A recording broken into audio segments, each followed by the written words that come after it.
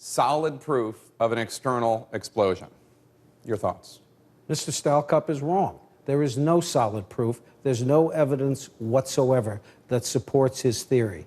That's not true. There's overwhelming evidence supporting our scenario, including a detonation recorded on radar asymmetrical to the aircraft coming out perpendicular, which the NTSB has yet to explain. There's explosive residues found throughout the aircraft. There's penetrations directed into the fuselage from the outside. There's spike tooth fractures found throughout, which the NTSB admits is from a high-energy event. Well, there's no high-energy event in the official scenario. He's been chasing a variety of theories for 15 years. This is just the latest. Well, that's not true. I don't know where Mr. Goelz is getting his information from, but what I've been doing over the past 15 years is looking at the hard evidence and showing where that leads. I haven't been theorizing. In fact, I've never changed my position on this crash once during my entire investigation. And all that information has been available for public scrutiny for over a decade online at a website that our organization runs at flight800.org. He's wrong. Mr. Goelz offers no explanation for why I'm wrong. Our documentary offers all the evidence for the world to see, fully documented and backed up by 6 investigators who actually handled the wreckage. Mr. Goelz was not one of the people handling the wreckage. How do you account for the investigators in the film, the people who worked for TWA, the pilots union, NTSB, who say that they feel that there was evidence that there was an exterior explosion? Well, I think if you question the individual investigators carefully and ask them whether they agree that there was a missile and whether they agree that it has been covered up, they'll start to get awfully weak. Mr. Goelz could have spoken to our investigators or viewed the TWA Flight 800 documentary before he made such a statement. If he had, he would have learned firsthand that evidence has been tainted and altered. We would be happy to speak with Mr. Goelz about this. For instance, Hank Hughes, the former NTSB investigator, who I know well, his major complaint is the FBI treated him poorly. And that goes under the news of dog bites mailman. The FBI treats everyone they work with poorly, and we had problems like that. That's not true in my experience. I worked with agents Kenneth Maxwell, Susan Capozzi, and several other FBI and ATF agents, all of whom conducted themselves in a highly professional and courteous manner. Actually, my complaints about the FBI and NTSB management of the investigation have been available since 1999, when I testified before the Senate Judicial Oversight Committee and made these concerns known. Mr. Goelz knew about this because he, along with Dr. Loeb, Mr. Chris Kolesnik, and Special Agent Hubbard from the Senate Oversight Committee were the ones that asked me to testify. But there is no evidence whatsoever. These guys cherry-pick their facts. I can point to the China Lake report on potential missile explosions. They are unambiguous and clear. Didn't happen. Well, actually, the China Lake report that Mr. Goelz is referring to specifically avoids looking into a proximity fuse missile, the type that explodes at distance from the aircraft. What that report does have is a penetration coming from above the left wing and downward, inward into the aircraft, precisely consistent with our scenario. The forensic evidence that supports an external ordnance explosion includes explosive residues found throughout the aircraft, radar data which actually recorded that explosion, asymmetric to the aircraft, inward penetrations from outside the aircraft in, and not to mention all the eyewitnesses, including military eyewitnesses, that said they're sure that it was an external ordnance explosion that they saw that night. And the fact is, the NTSB report never considered proximity fuse missiles, therefore they never ruled out proximity fuse missiles. Is it possible at all that any information was suppressed during the original investigation? A news release for the documentary claims the investigators featured in the film waited until retirement to come forward and were not allowed to speak to the public, that's a quote from the release, or refute the NTSB at the time of the official investigation. It's absolutely not true.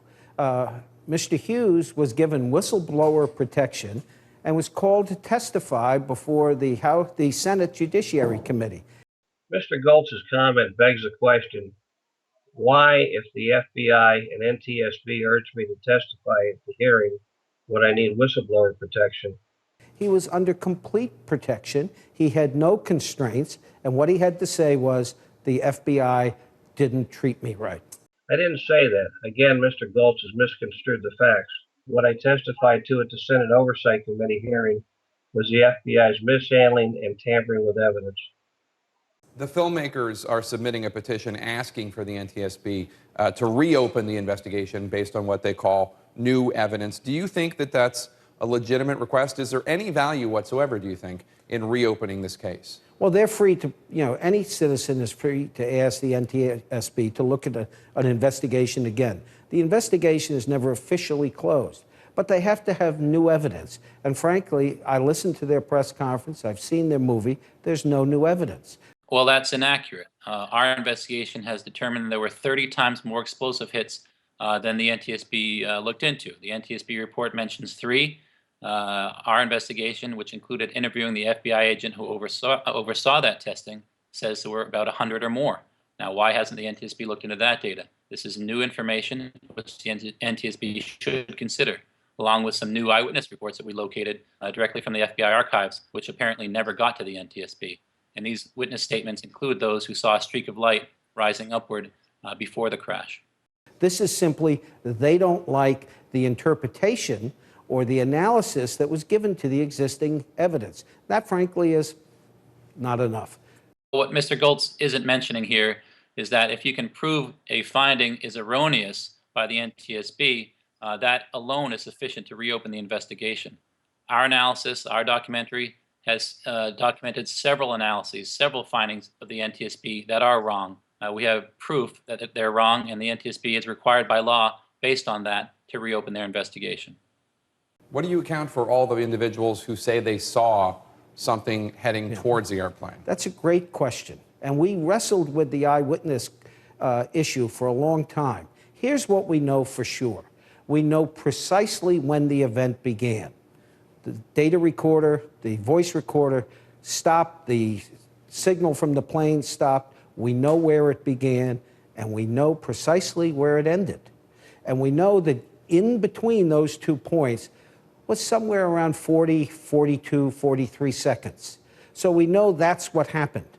If someone says, and almost all the witnesses say this, I heard a sound, I looked up, and then I saw a streak of light or a fireworks and an explosion. Those who say they saw that saw the last 6 seconds of the event. No witness saw the first event 40 seconds prior to that. Well, this just isn't true. In fact, the opposite is true. Less than 5% reported hearing a sound first. The vast majority just happened to be looking the right direction at the right time.